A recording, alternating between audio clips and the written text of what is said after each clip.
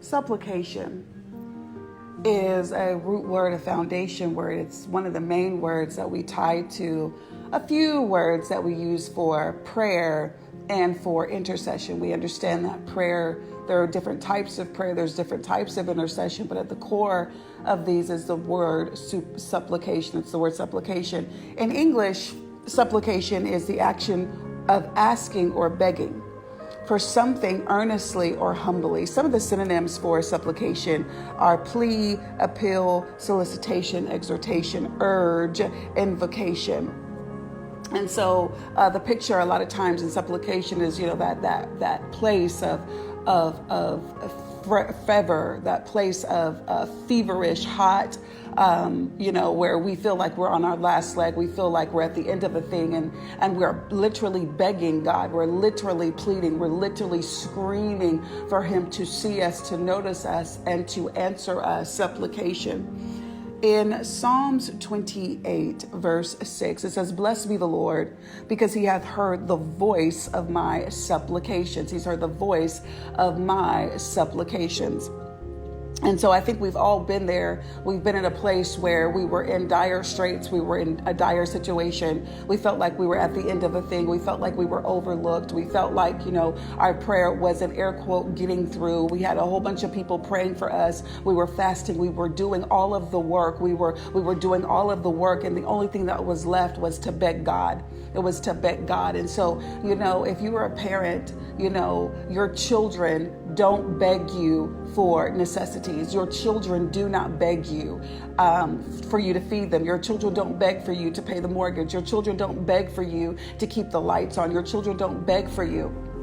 Now, they may, have the act of begging for something that's, above their pay grade, so to speak, above their wisdom grade, their integrity grade. Maybe they didn't do something that they were supposed to do. And so they're begging to change your mind because they did something or they didn't do something, or it's just not time yet. But when it comes to the necessities of what you've already given them, what you've already said is your norm. And so it is with you. You have a norm. The Father is a good Father. He's not like us. And so he's already given us according to the pay grade of the blood, the pay grade of the name of Jesus. And so the yes of the Lord never changes. The yes of the Lord never changes. The what is in the word, what we hear about him, what we speak about him as it pertains to the word, that does not change because that is his character and his nature. So his word is his character or his nature, and it's already set. There are things for you that is already set. And so the nature of God cannot be manipulated and it cannot be changed by our begging.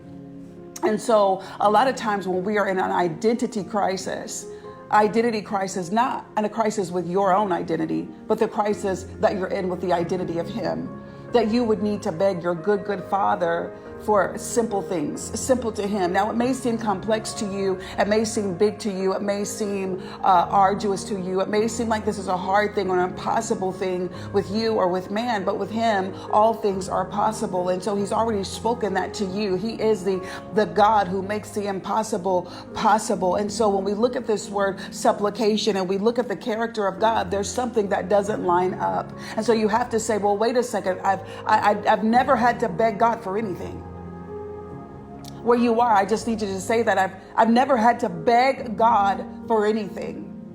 Now, if I begged him, I didn't have to. I just ended up begging him because I was in an identity crisis, but I didn't have to beg him for anything. So what's up with this supplication? What's up with this begging? And so when we look at the word supplication in Hebrew, he has heard the voice of my supplication. He heard the cry. He heard the sound. The voice is the place of sound. It is the vehicle of sound. So he heard the sound of me asking him for something. What is that something? So the word supplication is takanun. And the root of this word, the juice of a word is in the root of the word.